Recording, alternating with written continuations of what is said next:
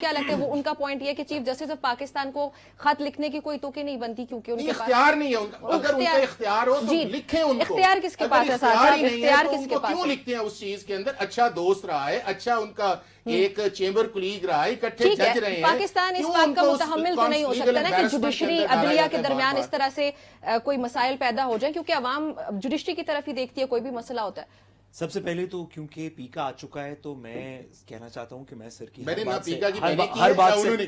بات سے ایگری کرتا ہوں. میں کہنا یہ چاہتا ہوں کہ میں سر کی ہر بات سے ایگری کرتا ہوں, لیکن کیونکہ پیکا آ گیا تو میں سر کی ہر بات سے ایگری کرتا ہوں. لیکن ایگری کرتے ہوئے میں صرف یہ بتانا چاہتا ہوں کہ سر میں تو آپ کی ہر بات سے ایگری کرتا ہوں, لیکن وہ جو کچھ گمراہ لوگ ہیں نا جو ہماری طرح نہیں اس طرح حب الوطنی کا ثبوت دے پاتے, وہ دو تین باتیں اس کے اندر کرتے ہیں.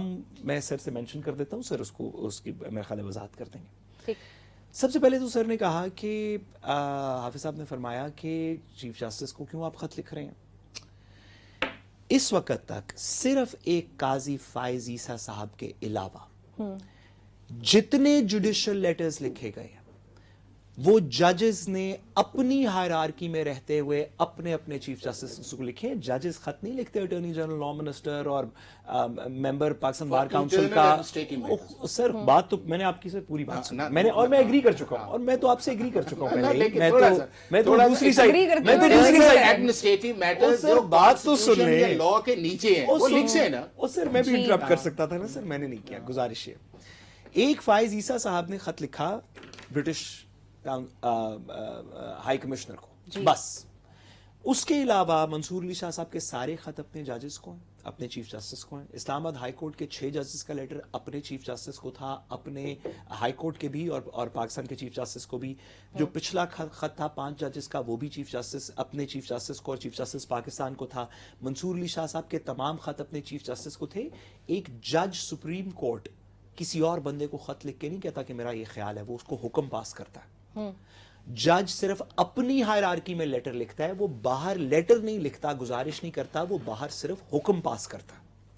دوسری بات, سر نے بڑی عجیب سی بات کی کہ چیف جسٹس کے پاس یہ اختیار نہیں ہے کہ وہ, یہ تو پروسیجرز کمیٹی کے پاس اختیار ہے فل کورٹ کا, چیف جسٹس کے پاس اختیار ہی نہیں ہے. سر گزارش اتنی سی ہے کہ دوسری سائڈ کہتی ہے, میں تو آپ سے ایگری کرتا ہوں جیسے کہ آپ جانتے ہیں, دوسری سائڈ آپ ہی کہہ رہے ہیں تو نہیں میں تو صرف ان کا پوائنٹ بھی بتا رہا ہوں.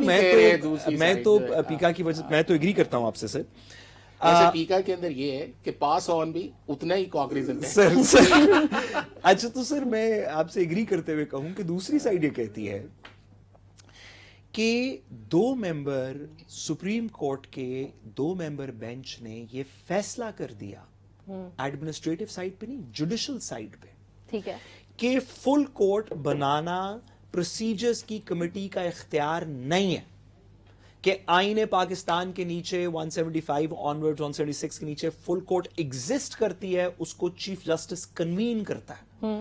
اور ایسی ججمنٹس کا ریفرنس دیا جو پاکستان کی تاریخ میں 13 اور 16 ممبر بینچز کی ججمنٹس ہیں, جس کے اندر یہ والی بات ہوئی, الجہاد ٹرسٹ آنورڈز بات کی گئی. ٹھیک, تو جب تک یہ فیصلہ سپریم کورٹ کے 2 ممبر بینچ کا انڈو نہیں ہو جاتا تو کوئی گیس نہ کرے, نہ پروسیجرز کی کمیٹی گیس کرے, نہ آئین کی کمیٹی گیس کرے, نہ جوڈیشل کمیشن گیس کرے. میں تو ویسے ہی گیس نہیں کر سکتا.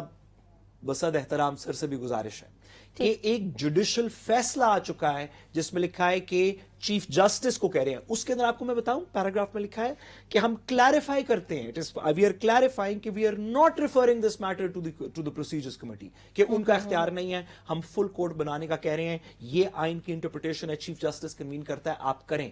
اس کے بعد وہ جو بہکے ہوئے وکلا حضرات ہیں نا, میں تو کیونکہ سر سے ایگری کرتا ہوں, وہ جو بہکے وکلا حضرات ہیں وہ اس طرح کی باتیں کرتے ہیں, مجھے یقین ہے سر کا اس کے پاس کوئی جواب